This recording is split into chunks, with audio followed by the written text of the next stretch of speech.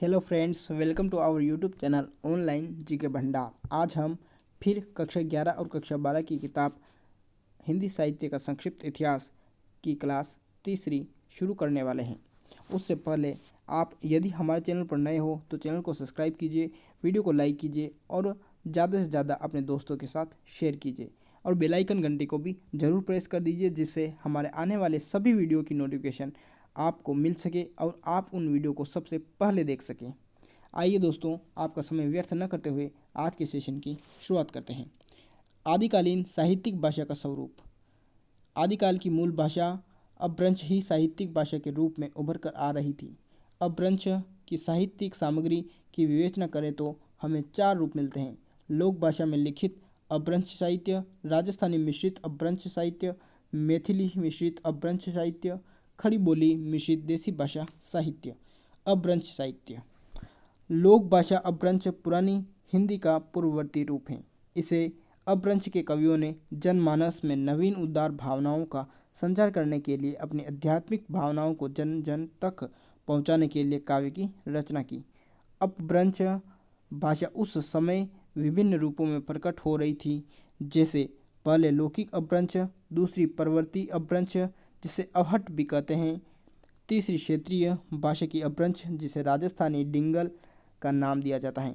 लौकिक अपभ्रंश का साहित्य सिद्ध साहित्य, जैन साहित्य, नाथ साहित्य। आगे बढ़ते हैं।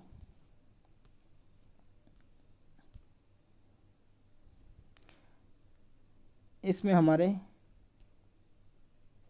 जो पहले नंबर पर आते हैं वो हैं सिद्ध साहित्य। राहुल सांस्कृत्यायन ने 84 सिद्धों के नामों का उल्लेख किया है। इन सिद्धों का मूल लक्ष्य अपने साहित्य को जन भाषा में लिखकर सर्वसाधारण जन तक पहुंचाना था। इनके साहित्य में बौद्ध धर्म के वज्रयान तत्व का बाहुल्य था। सिद्ध साहित्य के प्रमुख कवि निम्नलिखित हैं। सरहप्पा। सरहपाद इस समय के सबसे प्रमुख सिद्ध माने जाते हैं। इनका समय 769 ईस्वी माना गया है। इनके द्वारा 32 ग्रंथों की रचना की गई है। ये ब्राह्मण जाति के थे। इनके द्वारा रचित दोहा कोश और चर्यापद प्रसिद्ध रचना है। इन्होंने पाखंड और आडंबरों का घोर विरोध किया तथा गुरु को सबसे पूज्य माना। इनका कहना है कि सहज भोग मार्ग जीव को महासुख की ओर ले जाता है। इनकी भाषा सरल एवं गेय थी, इसीलिए भावों में सहज प्रवाह मिलता है। दक्षिण मार्ग को छोड़कर वाम मार्ग का उपदेश दिया। उदाहरण देखिए। नाद न बिंदु न रवि न शशि मंडल, ची राउ रा सहाबे मुकल, अजुरे उजू छाड़ी मा लेहू रे बंक, निअह बोहिया जाऊ रे लांक। कवि सरहपाद की इस भाषा से लगता है कि यह हिंदी के निकट थी। इसमें अपभ्रंश का भी पूर्ण प्रभाव है। इनके काव्य में अंतः साधना पर जोर दिया गया है। पंडितों को फटकार एवं शास्त्रीय मार्ग का खंडन किया गया है। पंडिय सउल संत बस खान अणई, देह ई बुद्ध बसंत जानई, आमणा गमन रणते नबी, खंडिय तो विणी लज्ज हऊ पंडिय।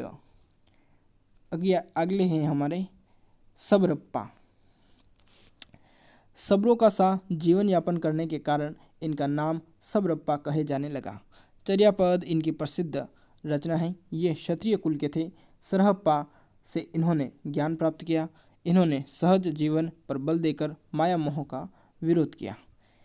हेरी ये मेरी तईला, वाड़ी खसमे समतुल्ला, पकड़ई सेरे कपासू फुटिला। अगले हैं लुइप्पा। ये सबरप्पा के शिष्य थे। ये जाति के कायस्थ थे, किंतु इनकी प्रबल साधना देखकर उड़ीसा के राजमंत्री इनके शिष्य बन गए। 84 सिद्धों में इनका ऊंचा स्थान है। कोआ तरुअर, पंच विडाल, चंचल चिये, पैठा काल। डोम्बिप्पा जाति के क्षत्रिय थे। इनका समय 840 ईस्वी के लगभग माना गया है। इनके गुरु का नाम विरूपा था। इनके प्रसिद्ध ग्रंथ डोम्बी गीतिका व योगचर्या विशेष प्रसिद्ध ग्रंथ हैं। गंगा जमुना माजेरे बहर नाई ताही बुडीली मातंगी पोई आली ले पार गई सदगुरु पाऊ पै जाइव पुणी जीण उरा। आगे बढ़ते हैं। आगे आते हैं कण्हप्पा। ये ब्राह्मण वंश के थे। इनका समय 820 ईस्वी माना जाता है। इनका जन्म कर्नाटक में हुआ किंतु ये बिहार क्षेत्र में रहे। इनके गुरु का नाम जालंधरपा था। इन्होंने रहस्यपरक बातों को बड़े दार्शनिक ढंग से प्रस्तुत किया तथा शास्त्रीय परंपरा एवं रूढ़ियों का खंडन किया। आगम बेय पुराणे पंडित मान वहती पक्क सिरीफल अली अ जी में वाहे रीत ब्रह्मयति। कुकुरिप्पा ये कपिल वस्तु के ब्राह्मण थे। चर्यपटिया इनके गुरु थे। उन्होंने 16 ग्रंथों की रचना की। ये सहज जीवन के समर्थक थे। हांद निवासी खमण बतारे मोहरे विगो आ कहण न जाई फेट लियू गो माए अंत उड़ी चाही ज एथु बाहम मो एथु नाही। सिद्ध साहित्य की विशेषताएं एवं परवर्ती काव्य पर इनका प्रभाव। सिद्धों की रचना से पता चलता है कि इनकी काव्य शैली संधा या उलटबासी शैली की थी, जिसका सामान्य अर्थ से उल्टा अर्थ लगता है। अंतः साधना पर जोर दिया गया। रहस्य मार्गियों की साधना पद्धति अपनाई गई। वारुणी प्रेरित अंतः साधना पर जोर दिया गया। लोक विरुद्ध एवं आडंबरों का खंडन किया गया। उपदेशपरक साहित्यिक रचनाएं थी। प्रतीक मूलक एवं विरोध मूलक प्रतीकों से काव्य साधना की गई। बच्चों दोस्तों आपको ध्यान रखना है कि किनकी भाषा उलटबासी थी। तो सिद्धों की जो भाषा है उनकी उलटबासी भाषा थी। ठीक है, इस बात का आपको ध्यान रखना है। इस प्रकार सिद्ध साहित्य न केवल महत्वपूर्ण रहा अपितु उनका प्रभाव परवर्ती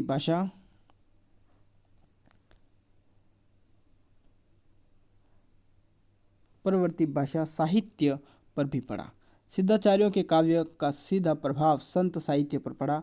कर्मकांडों की निंदा, आचरण की शुद्धता, संदा भाषा, उलटबासियाँ, रहस्यमयी उक्तियाँ, रूपक एवं प्रतीक, विधान शब्दावली का प्रयोग हम भक्ति काल के संत कबीर के साहित्य में देखते हैं। दोहा और गीत शैली भक्ति काल की विशेषता बन गई। इनका प्रभाव नाथ साहित्य पर भी पड़ा क्योंकि योग साधना सिद्धों की परंपरा लगती हैं। डॉक्टर हजारी प्रसाद द्विवेदी ने कहा, भक्तिवाद पर सिद्धों का प्रभाव है। इनके साहित्य की सबसे बड़ी महत्वपूर्ण देन यह है कि आदिकाल की प्रमाणिक सामग्री प्राप्त हुई है। अगला है जैन साहित्य। 8वीं शताब्दी में जैन धर्मावलंबियों ने अपने मत का प्रचार करना शुरू कर दिया। इन्होंने जैन तीर्थंकरों के जीवन चरित्र व वैष्णव अवतारों की कथाएं जैन आदर्शों के आवरण में रास नाम से पदबद्ध रचना करना प्रारंभ कर दिया। जैन मंदिरों में श्रावक लोग रात्रि में रास गायन करते थे। इनकी रचनाएं उच्च कोटि के साहित्यिक दर्शन युक्त थी। चरित और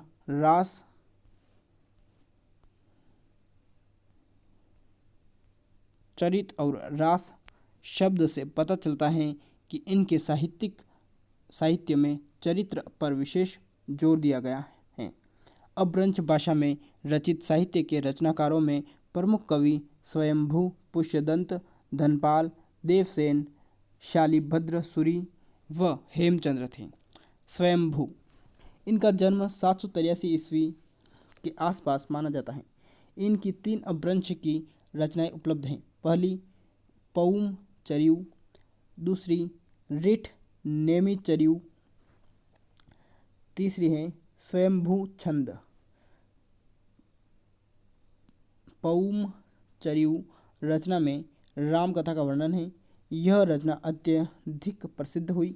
इसमें भक्ति की तन्मयता, काव्य की सरसता एवं प्राकृतिक सौंदर्य का सूक्ष्म वर्णन है। परवर्ती चरित्र काव्यों पर स्वयंभू की वर्णन शैली का प्रभाव स्पष्ट प्रकट होता है। दूसरे नंबर पर आते हैं पुष्यदंत। इनका समय 10वीं शताब्दी के आसपास का रहा है। इनके 3 प्रमुख ग्रंथ हैं। पहला है णय कुमार चरियु, दूसरा है महापुराण, तीसरा है जसहर चरियु। कवि पुष्यदंत की काव्य रचना का उद्देश्य शुद्ध धार्मिक चरित्र प्रधान रचना से है। महापुराण के आदि पुराण खंड में तीर्थकर ऋषभदेव, 23 तीर्थकरों तथा उनके समकालीन महापुरुषों का चरित्र है। उत्तर पुराणों में रामायण और हरिवंश महाभारत है। इनको अपभ्रंश भाषा का व्यास कहा जाता है। इन्होंने अपना काव्य दोहा और चौपाई में लिखा है, जिसका प्रभाव रामचरितमानस पर दिखाई दिया। ये कश्यप गोत्रीय ब्राह्मण थे, जो मान्यखेट के प्रतापी राजा के महामात्य भीत के सभा कवि थे। महापुराण में इन्होंने लिखा, वोल्लई कोइल अभय कलियाई कांकिणी चरियु ऋण रूठई। आगे बढ़ते हैं। अर्थात भगवान जिनेंद्र की भक्ति से मेरा कवित्व वैसा ही उच्छावित हो उठता है जैसे मधुमास में आम्र के बोर पर कोयल कूक उठती है, कानन में भंवर गूंजने लगते हैं। अतः पुष्यदंत का महापुराण जैन धर्म का उत्तम कोटि का ग्रंथ है। आगे हैं धनपाल। इनका समय 10वीं शताब्दी का रहा। इनकी रचना भविष्य तक कहा है, जो अपभ्रंश का लोकप्रिय महाकाव्य है। ये दक्कड़ वैश्य कुल के थे। इनका मूल उद्देश्य श्रुत पंचमी व्रत के महात्म्य को प्रतिपादित करना है। इनका कथानक लौकिक भाषा, साहित्यिक मुहावरों एवं लोकोक्तियों से युक्त अलंकारिक एवं छंद युक्त हैं। यह इस युग के कुशल कवि माने जाते हैं। अगला है देवसेन। आचार्य देवसेन 933 ईस्वी के कवि थे। ये उत्तम कोटि के चिंतक कवि हैं। अपभ्रंश में श्रावकाचार इनकी प्रसिद्ध रचना है।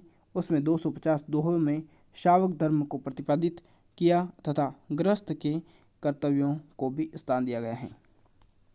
इनका एक उदाहरण देखिए, जो जीन शासन भाषियऊ सो मई कहियऊ सारू, जो पावई सई भाऊ करी सो सरी पावई पारू। अगले हैं शालिभद्र सूरी। इनका समय 1184 ईस्वी के लगभग माना जाता है। जैन साहित्य में रास परंपरा का प्रथम ग्रंथ भरतेश्वर बाहुबली रास को माना जाता है। ये इस युग के प्रसिद्ध आचार्य एवं कवि थे। इसमें अयोध्या के राज्य में ऋषभ के भरत और बाहुबली का नाम के दो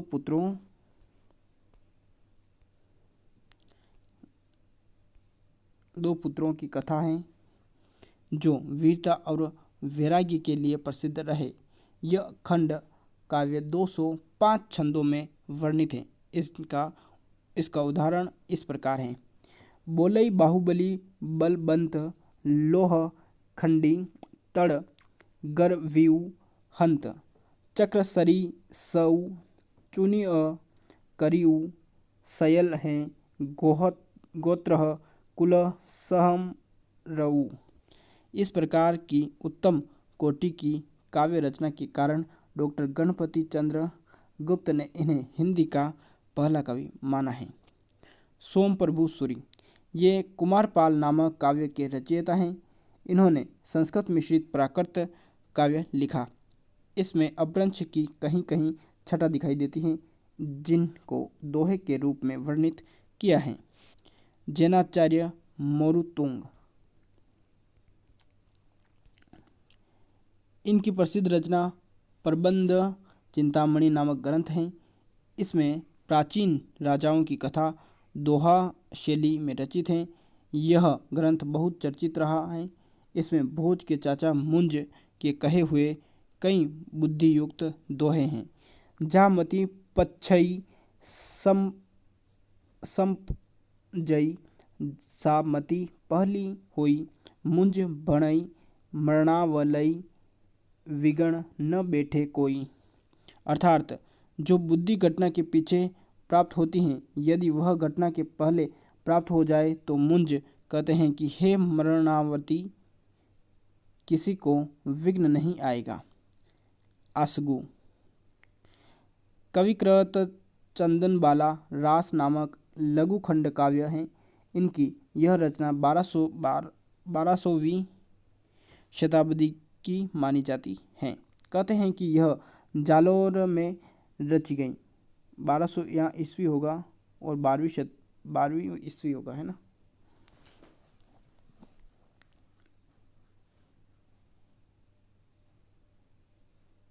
इसमें चंदनबाला के सतीत्व की कथा है, जो अपने सतीत्व पर डटी रही और अंत में महावीर से दीक्षा लेकर मोक्ष प्राप्त की। आगे आते हैं जीन धर्म सूरी। जीर्ण धर्म सूरी, इनकी रचना स्थूलिभद्र रास हैं, जो 1209 ईस्वी में लिखी गई। स्थूलिभद्र पहले भोग विलास में लिप्त था, अंत में जैन धर्म में दीक्षा ले लेता है। इस पर अपभ्रंश भाषा का अधिक प्रभाव है। हेमचंद्र, हेमचंद्र का जन्म गुजरात के जैन परिवार में हुआ। इनका बचपन का नाम चंगदेव था। जब ये जैन धर्म में दीक्षित हुए तो इनका नाम हेमचंद्र पड़ा। ये सूरी जैन साधु बनने पर हेमचंद्र सूरी के नाम से प्रसिद्ध हुए।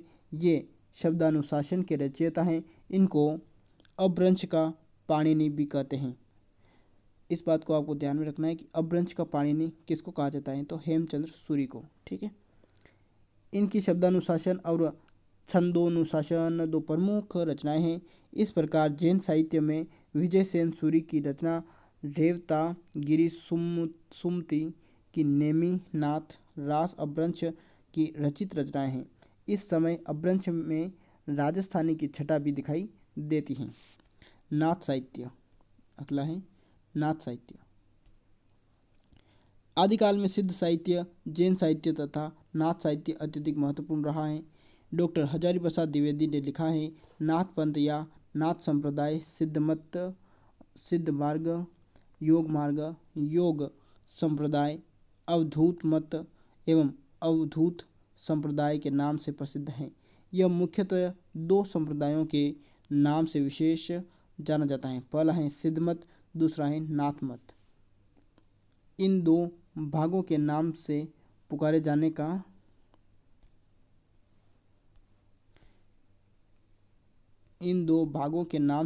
जाने का कारण है, पहला मत्येंद्र नाथ तथा दूसरा गोरखनाथ। एक किंवदंती है कि गोरखनाथ मत्येंद्र नाथ के शिष्य हैं, किंतु मत्येंद्र नाथ परम योगी होकर भी नारी साहचर्य के आचार में फंस गए।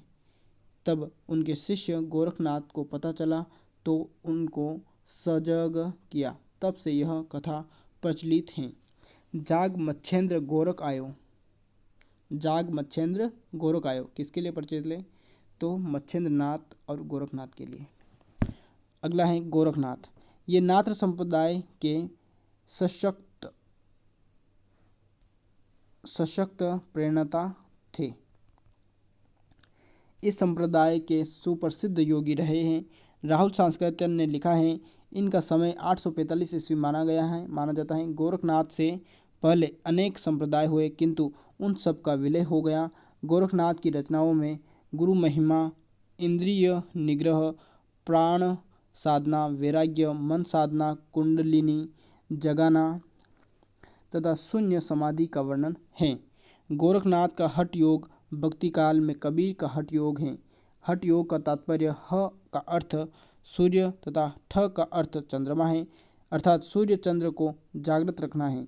हठ योग में मन की शुद्धि पर विशेष ध्यान दिया गया है। इनकी कृतियों में षट चक्रों का विशेष ध्यान है।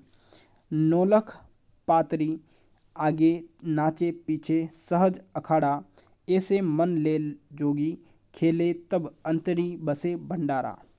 यह मत जगत को अमूर्त मानता है।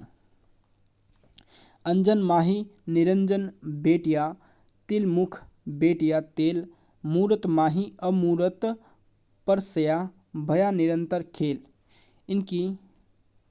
इनकी भाषा सिद्धों की भाषा थी, इसीलिए नाथ संप्रदाय को बौद्ध धर्म के वज्रयान सहजयान शाखा से निकाला हुआ मानते हैं।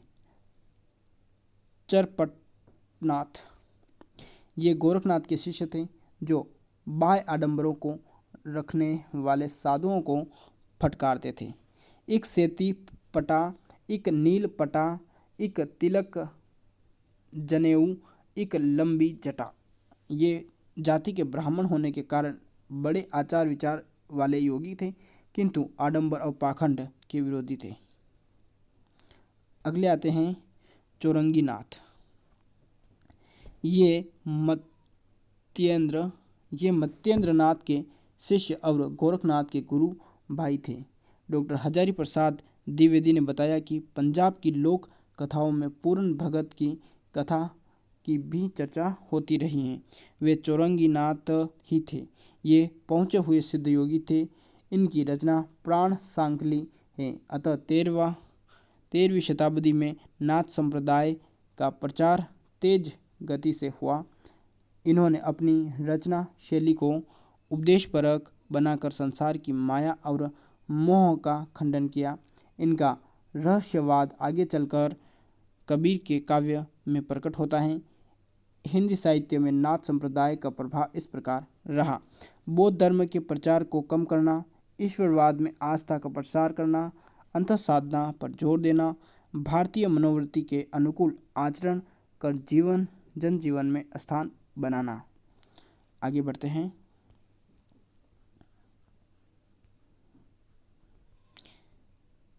तीसरा है योग क्रियाओं का समावेश कर के अनाचारी जीवन के प्रति वितृष्णा का भाव भरकर नाथों के जीवन को सदाचारी बनाना।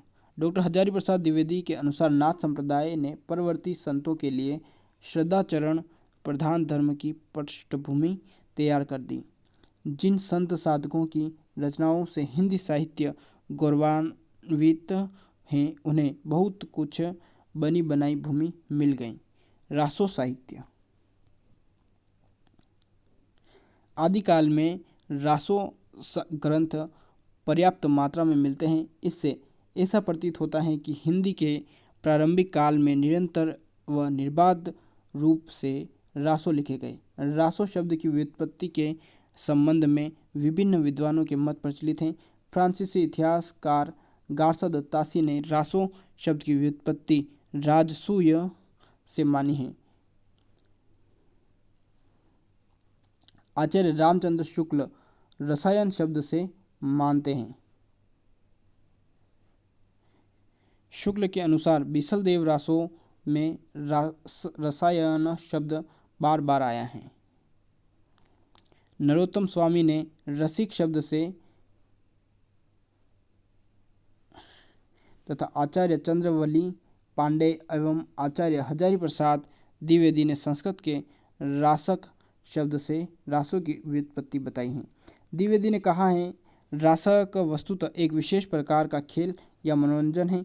रास में भी वही भाव है। वास्तव में रासो राजस्थानी भाषा डिंगल में राजाश्रय कवियों, विशेष रूप से चारण जाति के कवियों द्वारा युद्धों का चित्रण, वीरता का यशोगान को अतिशयोक्तिपूर्ण ढंग से धारा प्रवाह ओजस्वी भाषा में लिखा गया। आगे बढ़ते हैं।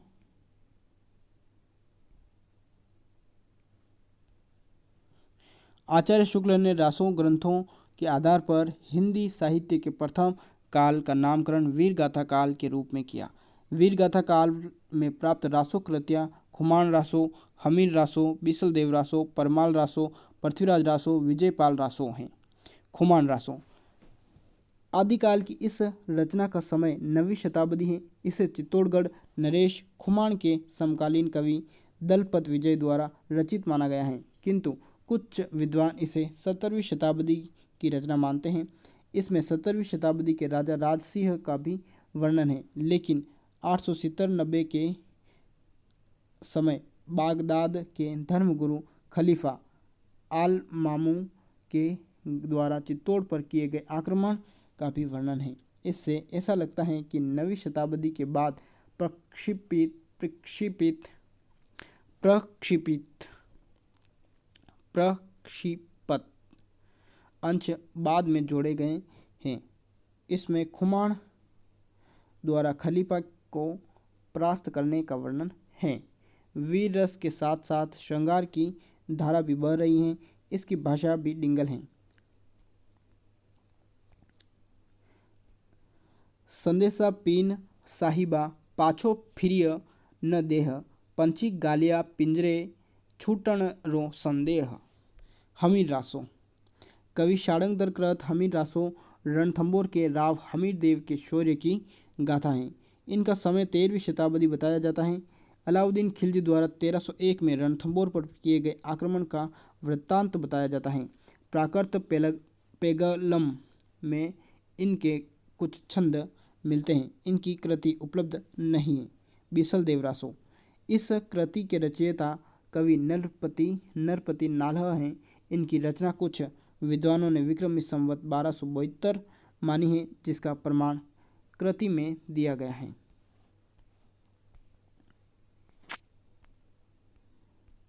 आगे हैं 1272 मजारी जेठ बदी नवमी बुद्धिवारी, नाल्ह रसायन आरंभई शारदा तुठी ब्रह्म कुमारी। लेकिन अधिकतर विद्वान 1212 में इनके रचना का काल को स्वीकार करते हैं। इसमें अजमेर के चौहान वंशीय राजा बिसलदेव का विवाह मालवा के राजा भोज परमार की पुत्री राजमती से हुआ, किंतु राजमती और बिसलदेव में आपसी संवाद के कारण बिसलदेव राजमती को छोड़कर उड़ीसा चला गया। वह 12 वर्ष तक वहीं रहा। इस कृति में राजमती की विरह गाथा है। रानी राजमती नारी गरिमा से युक्त एक संस्कारित स्त्री हैं और बिसलदेव सामंती जीवन का अभिमानी राजा हैं। इस काव्य की भावभूमि निश्चल प्रेम एवं नारी स्वाभिमान की भावना से ओतप्रोत हैं। उसके बाद है परमाल रासो। कवि जगनीक कालिंजर चंदेल राज्य के राजा परमादिदेव का राजाश्रयी कवि था। इसी के यहाँ बनाफर शाखा के 2 क्षत्रिय वीर आल्हा और उदल रहते थे।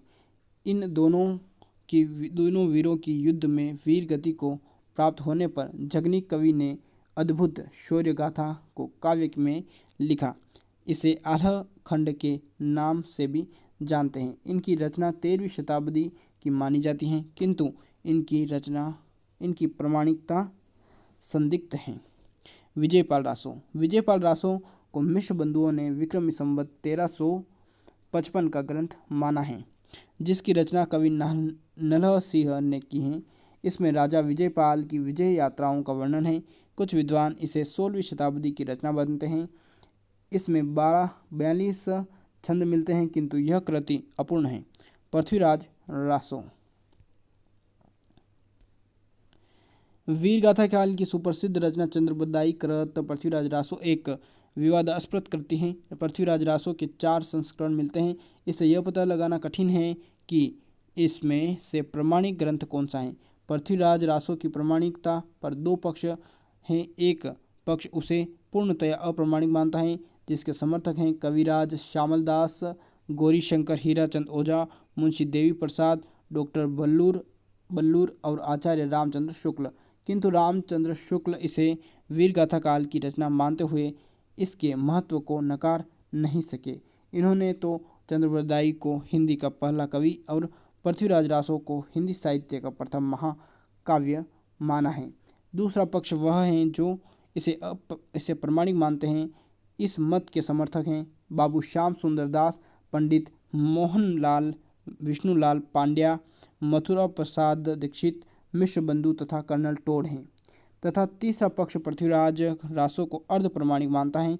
इस संबंध में आधुनिकतम एवं ठोस मत आचार्य हजारी प्रसाद द्विवेदी का है।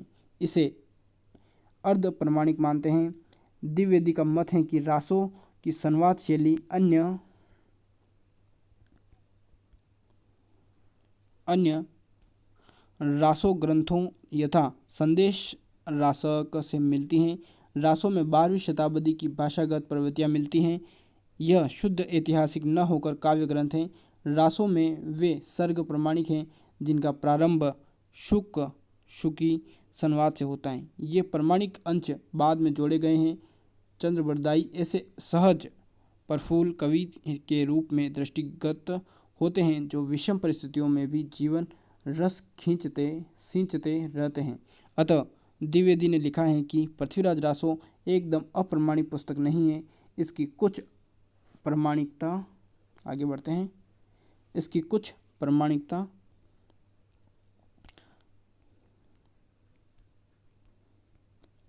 प्राप्त होती हैं, जैसे आरंभिक अंश इच्छिनी विवाह, शशिव्रत का गंधर्व विवाह, संयोगिता का जन्म विवाह। इस प्रकार पृथ्वीराज रासो की कथा ऐतिहासिक है।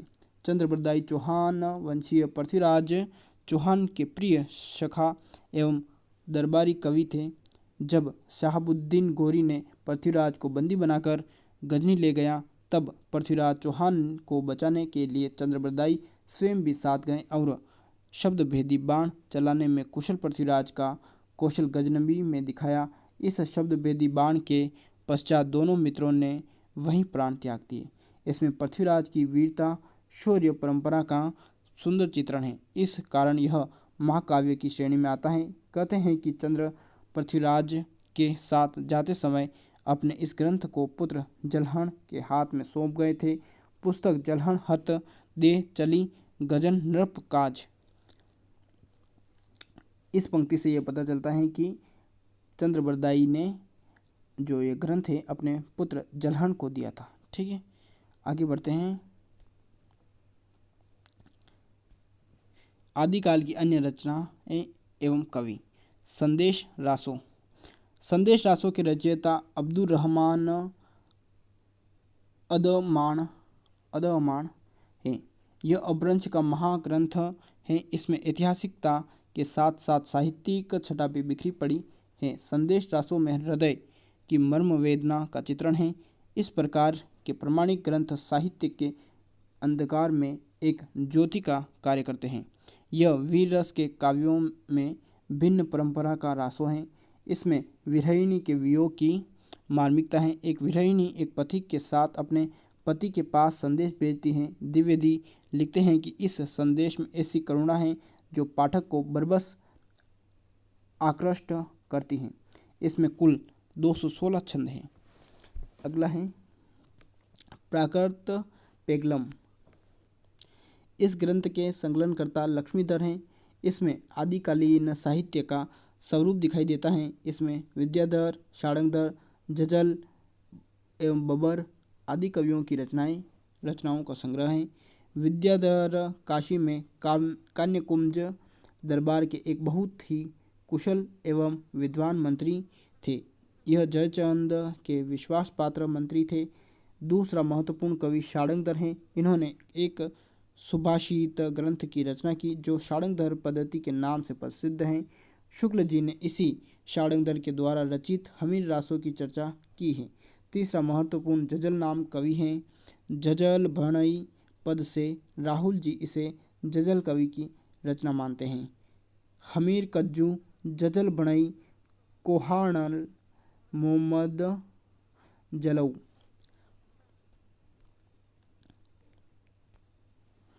चौथा महत्वपूर्ण कवि बबर हैं। यह 11वीं शताब्दी का कवि हैं। यह राजकर्ण कलचुरी के दरबारी कवि थे। इनका निवास स्थान त्रिपुरा था। इनका कोई विशिष्ट ग्रंथ नहीं मिलता है। प्राकृत पेगलम एक प्रमाणिक ग्रंथ है, इसीलिए आदिकालीन साहित्य हिंदी साहित्य की प्रवृत्ति का अध्ययन करने के लिए इसका अत्यधिक महत्व है। डोला मारू रा दुल्हा, यह 11वीं शताब्दी की एक महत्वपूर्ण रचना है। कवि कुशल लाभ द्वारा रचित राजस्थानी भाषा का एक प्रेमाख्यान काव्य है। इसमें ढोला नामक राजकुमार और मारवणी नामक राजकुमारी की प्रेम कथा है। कछवाहा वंश का राजा नल का पुत्र ढोला जिस समय 3 वर्ष का था और पुंगल के राजा पिंगल की कन्या मारवणी 1.5 वर्ष की थी, तब ही दोनों का विवाह हो गया। ढोला के युवा होने पर उसका विवाह मालवा की राजकुमारी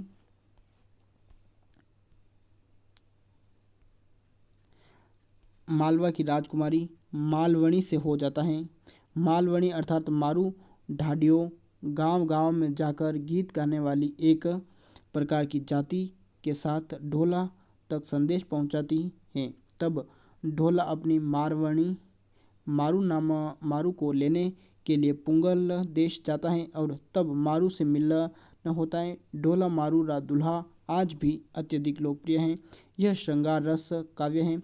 इसमें भाव, गांधीर्य और राजस्थानी भाषा का परिष्कृत रूप देखने को मिलता है। साहित्य में यह उक्ति प्रचलित है। सोरठियो दूहो भलो बढ़ती मरवण री बात, जौवन छाई धन भली तारा छाई रात। खुसरो की पहेलियाँ। खुसरो का वास्तविक नाम अबुल हसन था। खुसरो इनका उपनाम था। इनका जन्म गांव पटियाला जिला एटा में हुआ था। इनका समय गुलाम वंश से लेकर तुगलक वंश तक रहा। ये विनोदी स्वभाव, मिलनसार एवं उदार व्यक्ति थे। इनमें सांप्रदायिक कट्टरता नहीं थी। निजामुद्दीन औलिया इनके गुरु थे। इनको गुरु औलिया की मृत्यु के समाचार मिले तो उनकी कब्र के पास पहुंचे और कहा, गोरी सोवे सेज पर मुख पर डारे केस, चल खुसरो धर आपने रेन भई चहु देश। इनके पास जो कुछ था सब लुटा दिया और स्वयं अपने गुरु औलिया की मज़ार के पास बैठ गए। इनकी मृत्यु पर कब्र भी औलिया की कब्र के पास ही बनाई गई। खुसरो को अरबी, फारसी, तुर्की एवं हिंदी का अच्छा ज्ञान था। इन्होंने खाली कबारी पहेलियाँ लिखी जो लोक साहित्य में बहुत प्रचलित हुई। खुसरो की पहेलियाँ हिंदी साहित्य का अनमोल रत्न हैं। एक थाल मोती से भरा, सबके सिर पर ओढ़ा धरा, चारों ओर वह थाली फिरे, मोती इससे न एक गिरा। खेत पर में उपजे सब कोई खाए, घर में उपजे घर को खाए फूट। पांचों के सिर काट दिए, न मारा ना खून किया नाखून। इस प्रकार से पहले कहते थे खुसरो साहब। आगे हैं विद्यापति। आदिकाल के विशिष्ट कवि मैथिल कोकिल विद्यापति का जन्म बिहार के दरभंगा जिले के गांव विप्सी में हुआ था। दोस्तों, इस बात को आपको ध्यान में रखना है कि मैथिल कोकिल किस कवि को कहा जाता था, तो आपका सही आंसर होगा विद्यापति को। ठीक है, मैथिल कोकिल के नाम से विद्यापति को जाना जाता था। ये तिरहुत के राजा शिव सिंह के आश्रित कवि थे। महाराज शिव सिंह तथा उनकी रानी लखीमा देवी शैव मत की अनुयायी थी। विद्यापति भी शिव भक्त थे। इनके बहुमुखी व्यक्तित्व में पांडित्य, कला, साहित्य, रसिकता, भावुकता का उद्भव समन्वय है। इन्हीं गुणों के कारण महाराज शिव सिंह ने इन्हें अपना सखा व सभा कवि बनाया। विद्यापति ने अपने आश्रयदाता की वीरता पर कीर्ति लता एवं कीर्ति पताका नामक 2 ग्रंथ लिखे। ठीक है, ये दोनों ग्रंथ भी इन्हीं के हैं भाई, कीर्ति लता और कीर्ति पताका। ठीक है, इसमें वीर रस के साथ साथ कहीं कहीं श्रृंगार की छटा भी दिखाई देती हैं। इन कृतियों में अपभ्रंश के स्थान पर अभट्ट भाषा का प्रयोग किया गया है। अतः यह दोनों अवहट्ट भाषा के ग्रंथ हैं। हमने ये पहले भी बताया था कि आपको कीर्तिलता का और कीर्ति पताका ये दोनों अवहट्ट भाषा के ग्रंथ हैं। ठीक है, इस बात को भी आपको ध्यान में रखना है, मतलब विद्यापति को आपको बहुत अच्छे से पढ़ना है। कहते हैं कि रानी लक्ष्मी देवी के कहने पर इन्होंने राधा कृष्ण की भक्ति के रूप में विद्यापति पदावली की रचना की। इसमें माधुर्य भाव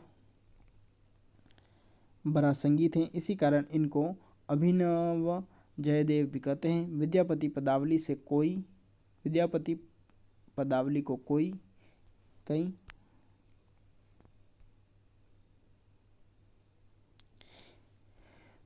पदावली को कई विद्वान भक्ति रस की न मानकर श्रृंगारिक मानते हैं। श्रृंगारिक कवि मानने वाले विद्वानों में आचार्य रामचंद्र शुक्ल, राम वृक्ष बेनीपुरी, डॉक्टर राम कुमार वर्मा इनका एक उदाहरण द्रष्टव्य है। कामिनी करय सनाने हेर तही हृदय हनय पंचबाने चिकूर गरय जलधारा जनिमुख सनी उर रोए अंधारा। इसे देखकर डॉक्टर राम कुमार वर्मा कहते हैं, विद्यापति के बाह्य संसार में भगवत भजन कहाँ, इस वे संधि में ईश्वर कहाँ, सद्य सनाना में ईश्वर से नाता कहाँ, अभिसार में भक्ति का सार कहाँ। किंतु कुछ विद्वान इनको भक्त कवि मानते हैं। बाबू श्याम सुंदर दास, पंडित हरप्रसाद शास्त्री, पंडित शिव नंदन ठाकुर, प्रो जनार्दन मिश्र तथा हिंदी के सर्वश्रेष्ठ आलोचक एवं भक्ति साहित्य के मर्मज्ञ आचार्य हजारी प्रसाद द्विवेदी ने विद्यापति की चर्चा भक्त कवियों के प्रसंग में की है। उनकी पदावली को धर्म ग्रंथ एवं भक्ति साहित्य में नई प्रेरणा देने वाला माना है। बंगाल, असम, उड़ीसा के वैष्णव भक्तों का यह विशेष प्रिय ग्रंथ है। जय जय जय शंकर, जय त्रिपुरारी, जय अद पुरुष, जयति अद नारी।